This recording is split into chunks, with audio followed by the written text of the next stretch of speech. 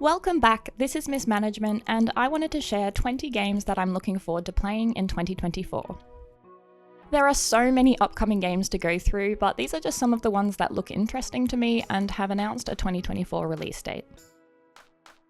I'll let you know which of the games have demos as well so that you can check them out if you're interested. Let's get straight into it, starting with War Hospital. In War Hospital, you'll manage an understaffed and under-resourced British World War I field hospital and lead the medical team caring for the injured.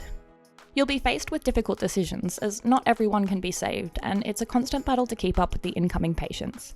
You'll build facilities to heal the sick and injured, equipped with period-accurate medical tools and methods. Improve your processes and equipment over time to improve your hospital and the kinds of treatments you can give. The gameplay looks in-depth, and the graphics look amazing and really immersive. Next is Oddsparks. Oddsparks is an adorable crafting and automation game where you'll manage your group of little sparks. Your sparks will gather resources and carry things for you, enabling you to build the beginnings of your production lines. By building different workshops, you can craft new materials and items as well as more sparks to continue growing. You can take your sparks exploring, and there's creatures you'll encounter in the wild as well as enemies to fight, but what I'm most excited for is the fact that there's co-op gameplay. It seems a lot more relaxing than games like Satisfactory or Factorio, so I think it'll be a nice change of pace for those who want to play an automation game but not have it feel too stressful. Number 3 is Tavern Keeper. Tavern Keeper is a single-player fantasy tavern management game, and it's made by the same developers as game dev Tycoon. These indie devs are also from my city, which has had a dwindling game dev scene over recent years, so it's always great to see Australian companies working on amazing things. Build and decorate your tavern, hire and manage your staff, order stock, and get to know your customers and their storylines. You'll of course serve drinks, and as you progress serve food, provide accommodation and other services. Most of what we have to see at the moment is this cinematic trailer and some screenshots, but the management aspects, decoration and customization look really in-depth, and I'm very much looking forward to more gameplay details being announced. Number 4 is Airborne Empire. Airborne Empire is a city-building, resource-gathering and management game set in the skies and a sequel to Airborne Kingdom. You'll slowly build up your kingdom in the sky while staying on top of your city's lift, balance and propulsion. Unlock new technologies for upgrades and manage fires, sickness and injuries. As you navigate the open world map and explore new areas, you'll need to defend your city from pirate attacks using a range of defences, including towers, cannons and attack planes. There's a range of biomes to discover and a load of characters, quests and mysteries as well. Number 5 is Repair This. In Repair This, you'll manage a small shop that does phone repairs. Customers will inquire about the cost and time to repair their phone, and you'll need to manage your parts and time as well as the customer's expectations. After you've repaired someone's phone, you can also then look through their messages and photos. Eventually you'll be asked to become a government spy, and you'll be given quests from your computer to find specific information. It reminds me a bit of Do Not Feed the Monkeys, and I enjoyed playing the demo and think it's a really fun, entertaining and simple game. Number 6 is News Tower. In News Tower, you'll build and manage a publishing office in New York City in the 1930s. Hire journalists with different interests and search for newsworthy stories to send them to investigate to sell as many newspapers as possible. You'll follow some key events from the 30s and be able to make decisions on how much of your influence to give to politicians and the mafia. You'll need to consider the risks of any news you publish and backlash you might face as well. It's a great looking game, it's something a bit new, and I'm very much looking forward to playing it on release. Number 7 is Esports History. In Esports History, you'll guide a young esports star through their early career. Starting from your high school bedroom, you'll need to manage your time between school, work and gaming.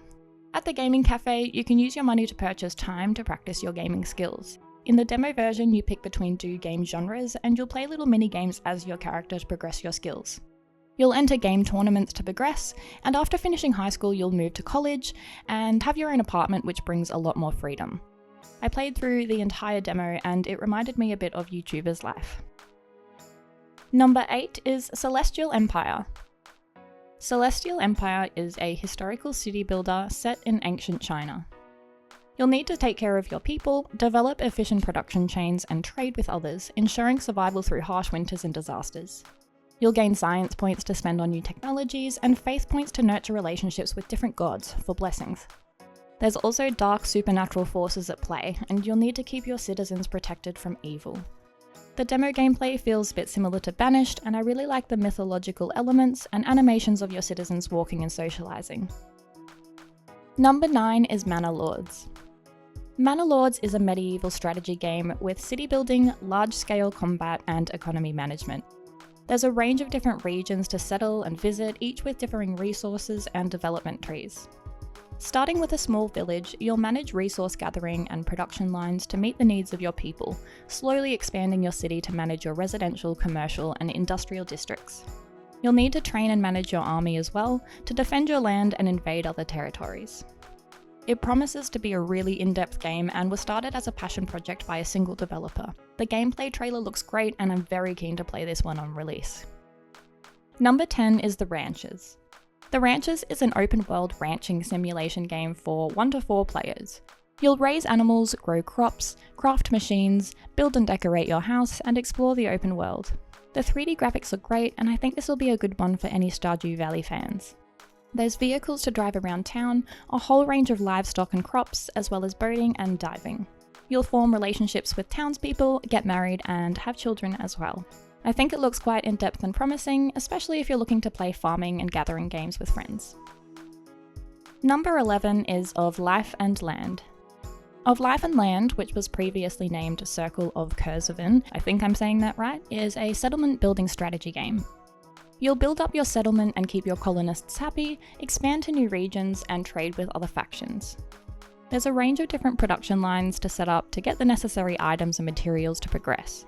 You'll also need to be strategic about fencing and animal management, as wild animals will steal from your workshops and warehouses if they get the chance. There's a nice large map for building and collecting resources, and a lot of thought has been put into the way that your colony interacts with the ecosystem around it. Number 12 is Life by You. Made by Paradox, Life by You is a single-player life simulation game that promises to be the most moddable and open life simulation game to look forward to. You'll create, customize, and control a character, helping them advance through their career and life goals. You'll build and design their home, as well as their businesses, and from the information they've released so far, it seems like there'll be a lot of career options to choose from. The modding menus that they've shown so far also look really in-depth, and it will be interesting to see how much of a competitor this becomes to The Sims. Being a Paradox game, I'd be a bit nervous about DLC, but hopefully with all the modding options available, it'll offer a lot of gameplay right from release. Number 13 is Car Manufacture. In Car Manufacture, you'll build and manage a car factory starting in the 1920s. You'll need to hire mechanics and carriers and manage a production line to build your first car model. Your salespeople can sell your cars from your parking lot, and your researchers will undertake research to create new car models that meet the market's needs.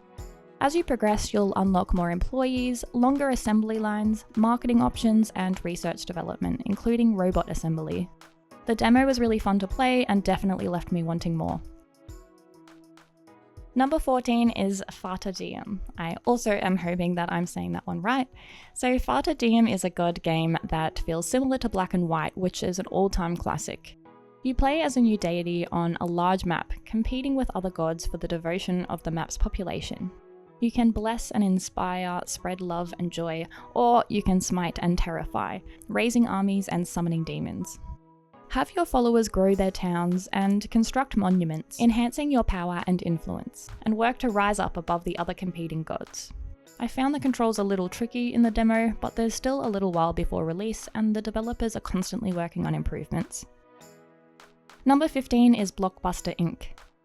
Blockbuster Inc. lets you build up your own movie studio starting from the 1920s. You'll hire a whole crew of staff, including producers, writers, and actors, and create TV shows and movies. I think this will be a great successor to At the Movies, and you can go in and customize your shoots, including scenes, set design, costumes, actions, and camera movements, as well as watch your movie back after filming. While you can't get through too many production types in the demo version they currently have, I'm really looking forward to playing the prologue version that they're planning to release soon on Steam. Number 16 is Laysara Summit Kingdom. Laysara is a city builder where you'll build a network of towns on a mountain. You'll engineer ways to farm and mine, and transport goods up and down mountain cliffs to keep all your towns connected. You'll also need to manage the dangers of the mountain itself, including avalanches, and build strategically to minimise damage of extreme weather and disasters. Every household has its own satisfaction level and is affected by things like the supply of goods and services in range. It's a fun and relaxing city builder with puzzle elements as well, as you figure out how to get the stock you need from your different markets, and I really like the graphics and art style. Take a look at the demo on Steam if it looks like something you'd be interested in.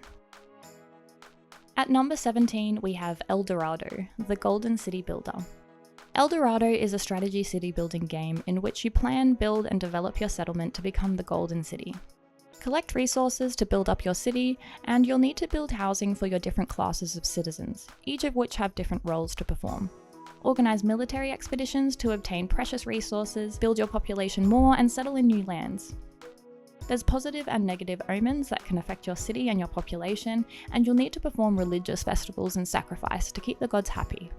I found this demo similar to Celestial Empire, which we spoke about earlier, but I think that's a good thing because I enjoyed playing that demo as well. Number 18 is Taxi Life. Taxi Life is a driving simulator where you'll drive around the busy streets of Barcelona and transport passengers while offering great service.